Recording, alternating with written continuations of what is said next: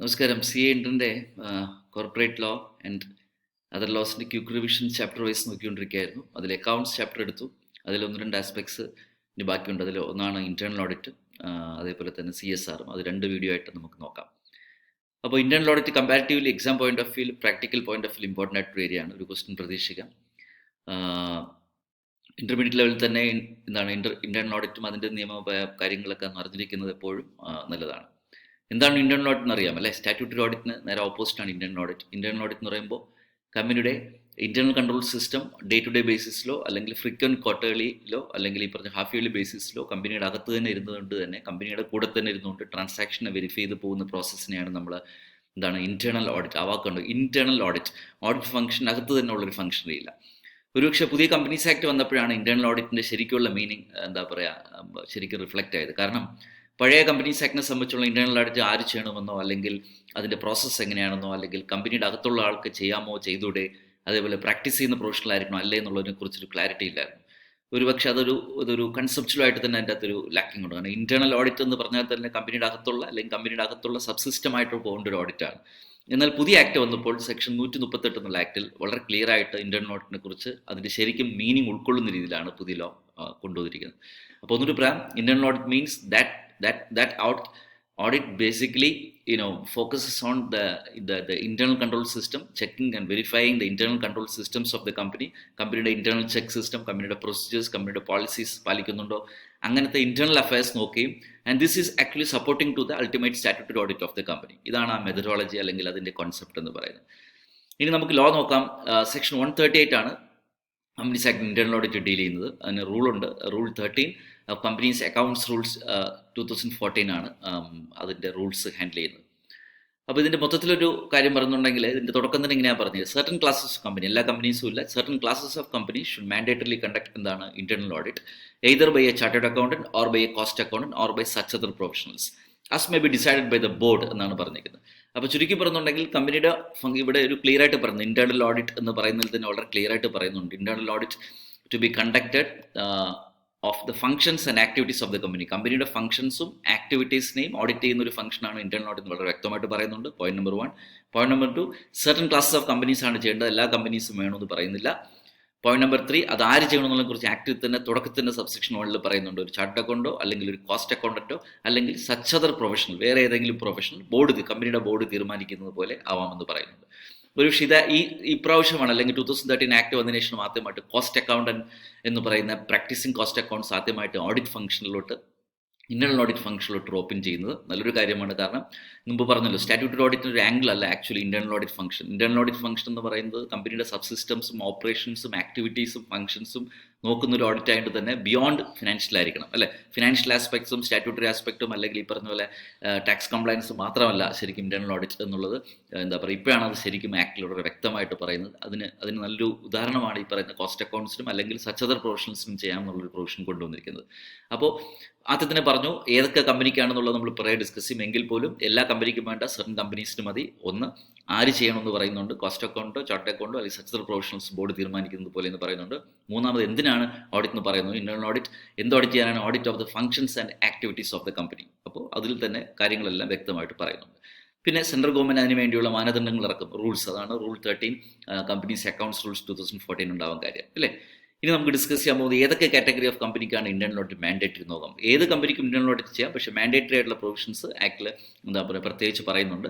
Basically every listed company പറയേണ്ട ആവശ്യമില്ല അല്ലേ. ഷെയർ മാർക്കറ്റിൽ നിന്ന് പൈസ കളക്ട് ചെയ്തിരിക്കുന്ന വലിയ കമ്പനീസ് എന്തായാലും മാൻഡേറ്ററി ആയിട്ട് എന്ത് ചെയ്തിരിക്കണം, ഇൻറ്റേർണൽ ഓഡിറ്റ് നടത്തിയിരിക്കണം. Point number 1. Point number 2, unlisted company ആണെങ്കിലും അത് പബ്ലിക്കും പ്രൈവറ്റ് ആയിട്ട് തിരിച്ചിട്ടും അൺലിസ്റ്റഡ് പബ്ലിക് ലിമിറ്റഡ് കമ്പനിക്കാണെന്നുണ്ടെങ്കിൽ പ്രത്യേകം പറയുന്നുണ്ട് പേയ്ഡ് ക്യാപിറ്റൽ 50 crores മുകളിൽ, അതുപോലെ തന്നെ ടേൺ ഓവർ 200 കോടിക്ക് മുകളിൽ, ഔട്ട്സ്റ്റാൻഡിംഗ് ലോൺ 100 കോടിക്ക് മുകളിൽ, പിന്നെ ഔട്ട്സ്റ്റാൻഡിംഗ് ഡെപ്പോസിറ്റ് 25 കോടിക്ക് മുകളിൽ അല്ലേ. ഇതിങ്ങനെ നമ്മൾ നോക്കിപ്പോയാൽ പറ്റത്തില്ല. ശരിക്കും നിങ്ങൾ നോട്ട്ബുക്കിൽ എഴുതി വരച്ച് പഠിക്കണം, എന്നാലേ അത് മനസ്സിൽ പതിഞ്ഞ് നിൽക്കത്തുള്ളൂ. കാരണം പ്രാക്ടിക്കൽ ക്വസ്റ്റ്യൻ ചോദിക്കും. ഒരു കമ്പനിയുടെ ക്യാപിറ്റൽ സ്ട്രക്ചറോ ടേൺ ഓവർ സ്ട്രക്ചറോ അല്ലെങ്കിൽ ബോറോയിങ് സ്ട്രക്ചറോ തന്നിട്ട് അവിടെ ഇൻറ്റേർണൽ ഓഡിറ്റ് ആപ്ലിക്കബിൾ ആണോ എന്ന് ചോദിക്കുകയാണെന്നുണ്ടെങ്കിൽ നമ്മൾ എഴുതുന്നുണ്ടെങ്കിൽ ഈ ഫിഗേഴ്സ് എല്ലാം എന്ത് ചെയ്യണം, നമ്മൾ ഡിജിറ്റലായിട്ട് പഠിച്ചിരിക്കണം. അത് നോക്കുക. അടുത്ത് പ്രൈവറ്റ് കമ്പനിയാണ്. നേരത്തെ പറഞ്ഞ 2 കാറ്റഗറി ഓഫ് കമ്പനിയാണ്. ഒന്ന് ലിസ്റ്റഡ് കമ്പനിയും അടുത്ത് പബ്ലിക് ലിമിറ്റഡ് കമ്പനിയാണ്, അൺലിസ്റ്റഡ് പബ്ലിക് ലിമിറ്റഡ് കമ്പനിയാണ്. ഇനി മൂന്നാമത്തെ കാറ്റഗറിയാണ് പ്രൈവറ്റ് കമ്പനി. പ്രൈവറ്റ് കമ്പനി പ്രത്യേകിച്ച് പറയുന്നുണ്ട്, ടേൺ ഓവർ 200 കോടിക്ക് മുകളിലോ ഔട്ട്സ്റ്റാൻഡിംഗ് ലോൺ 100 കോടിക്ക് മുകളിലാണെന്നുണ്ടെങ്കിൽ അവിടെയും എന്ത് ചെയ്യണം, മാൻഡേറ്ററി ആയിട്ട് എന്ത് വേണം, നമുക്ക് ഇന്റേണൽ ഓഡിറ്റ് വേണം. അപ്പോൾ 3 കാറ്റഗറി കമ്പനിക്കും ആപ്ലിക്കബിൾ ആണെന്ന് പറയാം. ലിസ്റ്റഡ് കമ്പനിക്ക് ആപ്ലിക്കബിൾ ആണ്, ലിസ്റ്റഡ് അല്ലാത്ത പബ്ലിക് ലിമിറ്റഡ് കമ്പനിക്ക് ആപ്ലിക്കബിൾ ആണ്, എന്നാൽ ഇതൊന്നും അല്ലാത്ത പ്രൈവറ്റ് ലിമിറ്റഡ് കമ്പനിക്കും ഇന്റേണൽ ഓഡിറ്റ് ആപ്ലിക്കബിൾ ആണ്. അതിൻ്റെ എമൗണ്ട്സിൻ്റെ ത്രസ്റ്റ്ഹോൾഡ് ലിമിറ്റ്സ് ക്യാപിറ്റൽ ബേസിസിലായാലും കൊള്ളാം, ടേൺ ഓവറിൻ്റെ ബേസിലായാലും കൊള്ളാം, അതുപോലെ തന്നെ ലോണിൻ്റെ ബേസിലായാലും കൊള്ളാം. കുട്ടികൾ എന്തിരിക്കണം, നല്ലതിൽ മനസ്സിലാക്കി പഠിച്ചിരിക്കണം. എങ്കിൽ മാത്രമേ നമുക്ക് എന്ത് ചെയ്യാൻ പറ്റുള്ളൂ, പ്രാക്ടിക്കൽ ക്വസ്റ്റ്യൻസ് അപ്രോച്ച് ചെയ്യാൻ, ആൻസർ ചെയ്യാൻ പറ്റത്തുള്ളൂ. പിന്നെ മാനദണ്ഡമാണ് അടുത്ത്. എങ്ങനെയാണ്, what is the modus operandi of conducting this audit? അത് ഒബ്വിയസ്ലി കമ്പനിയിൽ ഓഡിറ്റ് ഫംഗ്ഷൻസ് നിയന്ത്രിക്കുന്നതും അത് ബന്ധപ്പെട്ട ഡയറക്ഷൻസ് കൊടുക്കുന്ന സബ് കമ്മിറ്റി, ബോർഡിൻ്റെ സബ് കമ്മിറ്റിയുടെ പേരാണ് ഓഡിറ്റ് കമ്മിറ്റിയാണ്. അപ്പോൾ ഓഡിറ്റ് കമ്മിറ്റിക്ക് വിട്ടുകൊടുത്തിരിക്കുക. The audit committee of the company or the board may in consultation the internal audit formulate the scope, function, periodicity and methodology of conducting the audit. അപ്പോൾ എങ്ങനെയാണ് audit നടത്തണം, ഏത് രീതിയിൽ ഓഡിറ്റ് നടത്തണം, എത്ര ഫ്രീക്വൻസിയിൽ നടത്തണം, എന്തൊക്കെ കാര്യങ്ങൾ നോക്കണം. അപ്പോൾ നമ്മൾ TOR എന്ന് പറയും, അല്ലെ, ടേംസ് ഓഫ് റെഫറൻസ്, അല്ലെങ്കിൽ സ്കോപ്പ് ഓഫ് ഓഡിറ്റ് എന്ന് പറയും. അത് അതിൻ്റെ മെത്തഡോളജി, സ്കോപ്പ്, ഫംഗ്ഷന്, അതേപോലെ തന്നെ പീരിയോഡിസിറ്റി, അത് ബന്ധപ്പെട്ട കാര്യങ്ങൾ കമ്പനിയുടെ ബോർഡിൻ്റെ സബ് കമ്മിറ്റിയായ ഓഡിറ്റ് കമ്മിറ്റി തീരുമാനിക്കുമെന്നാണ് പറഞ്ഞിരിക്കുന്നത്. അപ്പോൾ അത് വളരെ ക്ലിയർ ആയിട്ട് എൻ്റെ അകത്ത് എന്ത് ചെയ്യുന്നുണ്ട്, ആക്ടിൽ സ്പ്ലിറ്റ് ചെയ്യുന്നുണ്ട്, പറയപ്പെടുന്നുണ്ട്. ഇനി who is an internal audit, ഇതിനെക്കുറിച്ച് ഓൾറെഡി ജസ്റ്റ് നമ്മൾ പറഞ്ഞു പോയി, എങ്കിൽ കുറച്ചൊരു ക്ലാരിറ്റി പറയാം. Internal auditor shall either be a chartered accountant or a cost accountant or such other professional as may be decided by the board. അപ്പോൾ 3 കാറ്റഗറിയാണ് പറഞ്ഞിരിക്കുന്നത്. ഒന്നീ ഒരു ചാർട്ടേഡ് അക്കൗണ്ട് ആയിരിക്കണം, അല്ലാന്നുണ്ടെങ്കിൽ കോസ്റ്റ് അക്കൗണ്ട് ആയിരിക്കണം, അല്ലാന്നുണ്ടെന്നുണ്ടെങ്കിൽ എന്താണ്, ഇതര പ്രൊഫഷണൽസ് ആവും. ആരാണെന്നത് പറയുന്നില്ല, അത് ബോർഡ് തീരുമാനിക്കട്ടെ എന്നാണ് പറയുന്നത്, അല്ലേ.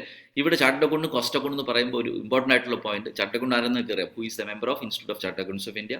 കോസ്റ്റ് അക്കൗണ്ട്സ് എന്നത് who is a member of the institute of cost accounts of India. അപ്പോൾ അത് ചാർട്ടേഡ് അക്കൗണ്ട് ഇൻസ്റ്റിറ്റ്യൂട്ടിൻ്റെ മെമ്പർ ആയിരിക്കണം. ഇത് വന്നിട്ട് കോസ്റ്റ് അക്കൗണ്ടന്റ് ഇൻസ്റ്റിറ്റ്യൂട്ടിൻ്റെ മെമ്പർ ആയിരിക്കണം. അറിയാമായിരിക്കും അല്ലേ, വർഷമൊക്കെ ചാർട്ടേഡ് അക്കൗണ്ട്സ് ആക്ട് 1949 അതേപോലെ തന്നെ കോസ്റ്റ് അക്കൗണ്ട്സ് ആക്ട് 1959 ആണ്. അപ്പോൾ അത് പറഞ്ഞു കഴിഞ്ഞു. പിന്നെ ഇവർ പ്രാക്ടീസ് ചെയ്യണോ വേണ്ടതെന്നുള്ളതിനെ കുറിച്ച് പ്രത്യേകിച്ച് പറയുന്നുണ്ട്. പ്രാക്ടീസിങ് ചാർട്ടേഡ് അക്കൗണ്ട് ആയിരിക്കണോ, പ്രാക്ടീസിങ് കോസ്റ്റ് അക്കൗണ്ട് ആയിരിക്കണം പ്രത്യേകം പറയുന്നുണ്ട്. The term chartered account or cost account shall mean SCA or CMA as the case may be whether engaged in practice or not എന്നാണ് പറയുന്നത്. അപ്പോൾ ഇത് വളരെ ഇമ്പോർട്ടൻ്റ് പ്രാക്ടിക്കൽ ക്വസ്റ്റ്യൻ ചോദിക്കുന്ന ഏരിയയാണ്. സ്റ്റാറ്റ്യൂട്ടറി ഓഡിറ്റ് ചെയ്യാൻ പ്രാക്ടീസിങ് ചാർട്ടേഡ് അക്കൗണ്ട് മാത്രമേ പറ്റത്തുള്ളൂ, അല്ലെങ്കിൽ ഫേം ഓഫ് ചാർട്ടേഡ് അക്കൗണ്ട് മാത്രമേ പറ്റത്തുള്ളൂ. എന്നാൽ ഇന്റേണൽ ഓഡിറ്റിനെ സംബന്ധിച്ചോളം ചാർട്ടേഡ് അക്കൗണ്ട് ആയിരിക്കണം, കോസ്റ്റ് അക്കൗണ്ട് ആയിരിക്കുന്നേ ഉള്ളൂ. അവർ പ്രാക്ടീസ് ചെയ്യണമെന്ന് നിർബന്ധമില്ല. That means certificate of practice എടുത്ത് പ്രാക്ടീസ് ചെയ്യണമെന്ന് നിർബന്ധമില്ല. അതിനർത്ഥം എംപ്ലോയ്മെന്റിലുള്ള ക്വാളിഫൈഡ് ആയിട്ടുള്ള ഒരു ചാർട്ടേഡ് അക്കൗണ്ടിനെയും അല്ലെങ്കിൽ കോസ്റ്റ് അക്കൗണ്ടിനെ കൊണ്ട് വേണമെന്നുണ്ടെങ്കിലും നമുക്ക് എന്ത് ചെയ്യാം, ഇന്റേണൽ ഓഡിറ്റ് നടത്താം. അപ്പോൾ അത് വളരെ ഇമ്പോർട്ടൻ്റ് ആയിട്ടൊരു പോയിന്റ് ആണ്, ശ്രദ്ധിക്കുക. The professional cited need not be a practising professional. Okay, that means he need not hold a valid certificate of practice. അപ്പോൾ അത് പറഞ്ഞു കഴിഞ്ഞു. ഇനി അടുത്തുള്ളത് ഏറ്റവും ഇമ്പോർട്ടൻ്റ് ആയിട്ട് കുട്ടികൾക്ക് പൊതുവെ ഒരു കൺഫ്യൂഷൻ ഉണ്ടാകുന്ന ഒരു ഏരിയയാണ്. The internal auditor may or may not be an employee of the company. Very important ആണ്. ഞാൻ തുടക്കത്തിൽ പറഞ്ഞു, ഇന്റേണൽ ഓഡിറ്റിന്റെ ശരിക്കുള്ള മീനിങ് ഉൾക്കൊള്ളുന്ന രീതിയിലാണ് പുതിയ ആക്ടിൽ എന്ത് ചെയ്തിട്ടുള്ളത്, ഇന്റേണൽ ഓഡിറ്റിന് പ്രൊവിഷൻസ് വെച്ചിട്ടുള്ളത്. കാരണം കമ്പനിയുടെ അകത്തുള്ള ആൾക്കാണ് ശരിക്കും പറഞ്ഞാൽ. അതുപോലെ തന്നെ വലിയ ബിഗ് സൈസ് കമ്പനീസിലൊക്കെ ഇന്റേണൽ ഓഡിറ്റിന് ഒരു പ്രത്യേക ഡിപ്പാർട്ട്മെന്റ് ഇതുണ്ട്. അവിടെ 10ഉം 20ഉം ചാർട്ടേഡ് അക്കൗണ്ട്സും കോസ്റ്റ് അക്കൗണ്ട്സും എംപ്ലോയി ചെയ്ത് നടത്തുന്ന സംരംഭങ്ങളുണ്ട്. പക്ഷെ എന്ത് സംഭവിച്ചു എന്ന് വെച്ചാൽ, കാലഘട്ടമായിട്ട് പണ്ടേ ഇന്റേണൽ ഓഡിറ്റ് വരുമ്പോൾ അതൊരു പുറത്തുള്ള അക്കൗണ്ടന്റിന് കൊടുത്ത് ഓഡിറ്റ് ചെയ്യുന്ന ഒരു പരിപാടിയാണ്. ശരിക്കും പറഞ്ഞാൽ അതല്ല അതിൻ്റെ ഇന്റൻഷൻ. നല്ലൊരു ശതമാനം കമ്പനീസിലും കമ്പനിയുടെ അകത്ത് തന്നെ ഒരു ഫംഗ്ഷൻ, ഒരു പ്രത്യേക ഫംഗ്ഷൻ, അതിൻ്റെ ഓരോ transaction, day to day transaction, അവിടുത്തെ ഇന്റർണൽ കൺട്രോൾ, അവിടുത്തെ പോളിസീസ്, പ്രൊസീജിയേഴ്സ്, അല്ലെങ്കിൽ സ്റ്റോർ പർച്ചേസ് മാനുവൽ, അവിടുത്തെ ഡെറ്റേഴ്സ് പോളിസി, കളക്ഷൻ പോളിസി, എല്ലാ പോളിസി മാറ്റേഴ്സും ഡേ ടു ഡേ അഫേഴ്സും അവിടെ നമ്മൾ ഇൻസ്റ്റാൾ ചെയ്തിട്ടുള്ള ഇന്റർണൽ കൺട്രോൾ സിസ്റ്റംസ്, പ്രത്യേകിച്ച് ക്യാഷ് മാനേജ്മെൻറ്റ് ബന്ധപ്പെട്ട സിസ്റ്റംസ്, അതുപോലെ ട്രഷറി മാനേജ്മെൻറ്റ് ബന്ധപ്പെട്ട സിസ്റ്റംസ് വളരെ നല്ല രീതിയിൽ നോക്കിപ്പോകുന്ന, അതിലെന്തെങ്കിലും കറക്ഷൻസ് ഉണ്ടെങ്കിൽ മാനേജ്മെൻറ്റ് അഡ്വൈസ് ചെയ്യും. ആ അഡ്വൈസ് ചെയ്തുകൊണ്ട് അതിൽ നിന്നുണ്ടാകുന്ന വീക്ക്നെസ്സിനെ നമ്മൾ എന്ത് ചെയ്യുന്നു, ചൂണ്ടിക്കാണിക്കുകയും അതിനൊരു റെക്ടിഫിക്കേഷൻ ചെയ്യുന്ന ഒരു പ്രോസസ്സിനെയാണ് നമ്മൾ സ്ട്രിക്ട്ലി സ്പീക്കിംഗ് ഇന്റേണൽ ഓഡിറ്റ് കൊണ്ട് ഉദ്ദേശിക്കുന്നത്. ഒരുപക്ഷെ പുതിയ ആക്ടിൽ വളരെ ക്ലിയർ ആയിട്ട് പറയുന്നുണ്ട്, ഇന്റേണൽ ഓഡിറ്റർ കമ്പനിയുടെ എംപ്ലോയി ആവാം, എംപ്ലോയി അല്ലാതാവാം. തിരിച്ചു പറയുന്നുണ്ടെങ്കിൽ, even A chartered account or a cost accountant who is in the employment of the company, the same company can also be appointed as the internal auditor. അത് വളരെ ഒരു important ആയിട്ടൊരു പോയിന്റാണ്, മറക്കരുത്. ഇപ്പോൾ ഇത്രയും അതിൻ്റെ അകത്ത് എനിക്ക് തോന്നുന്നു ഇത്രയേ ഉള്ളൂ. അതിനുശേഷം ഒരു എക്സാമ്പിളൂടെ പറഞ്ഞ് ഇൻസ്റ്റിറ്റ്യൂട്ട് നിർത്തിയിരിക്കുകയാണ്. അപ്പോൾ എല്ലാ അർത്ഥത്തിലും നമ്മൾ പറഞ്ഞു കഴിഞ്ഞു ഇന്റേണൽ ഓഡിറ്റിനെ കുറിച്ച്. അപ്പോൾ ഇതിലെന്താണ് നിങ്ങൾ പഠിക്കേണ്ടതെന്ന് ചോദിച്ചാൽ, പഠിക്കേണ്ട കാര്യവും 2 ലോ പോയിന്റൂടെ പറയാം. നമുക്ക് ഓൾറെഡി പറഞ്ഞ ലോ പോയിന്റ്സ് ഒന്നുകൂടി പറയാം. ഈ ഏരിയയിൽ, അക്കൗണ്ട്സിൻ്റെ അകത്തുള്ള ഈ ഏരിയയിൽ പൊതുവെ ഒരു ചോദ്യം പ്രതീക്ഷിക്കാം. ഇന്റേണൽ ഓഡിറ്റ് നമ്മൾ പഠിക്കേണ്ട കാര്യങ്ങൾ ഒന്നൊന്നായിട്ട് പറയാം. 1, meaning of internal audit. 2, comparison between internal audit and statutory audit. Okay. 3, ഏതൊക്കെ കമ്പനിക്കാണ് ഇന്റേണൽ ഓഡിറ്റ് ആപ്ലിക്കബിൾ ആണ്. അത് 3 കാറ്റഗറി കമ്പനിക്കാണ്: listed company, unlisted, public limited company, private limited company. അതിൻ്റെ അകത്തുള്ള ഓരോന്നിൻ്റെയും threshold limit, turnover, paid up capital, loan, അതിൻ്റെ ലിമിറ്റ്സിൻ്റെ എമൗണ്ട്സ് നിലയിൽ പഠിച്ചിരിക്കണം. 4 ആർക്ക് ഇന്റേണൽ ഓഡിറ്റ് നടത്താം? നമുക്കറിയാം 3 കാറ്റഗറിയാണ്. ചാർട്ടേഡ് അക്കൗണ്ട് ആയിരിക്കാം, കോസ്റ്റ് അക്കൗണ്ട് ആയിരിക്കാം, അല്ലെങ്കിൽ സച്ചതർ പ്രൊഫഷണൽ ആയിരിക്കാം. അങ്ങനെയാണെന്നുണ്ടെങ്കിൽ അത് ബന്ധപ്പെട്ട കാര്യങ്ങൾ 4 കാര്യങ്ങൾ അതെന്താ പറയുക, 4ാമത്തെ പോയിന്റിലെ who can conduct audit. 5 methodology of conducting audit. Method, periodicity, modus operandi, അതേപോലെ തന്നെ നമ്മൾ എന്താണ് സ്കോപ്പ്, അത് ബന്ധപ്പെട്ട കാര്യങ്ങളെക്കുറിച്ച് പറയുമ്പോൾ നിങ്ങൾ ഒന്നുമില്ല, ആക്ടിലൊന്നും പറഞ്ഞിട്ടില്ല. That can be fixed by the how, the methodology and the periodicity.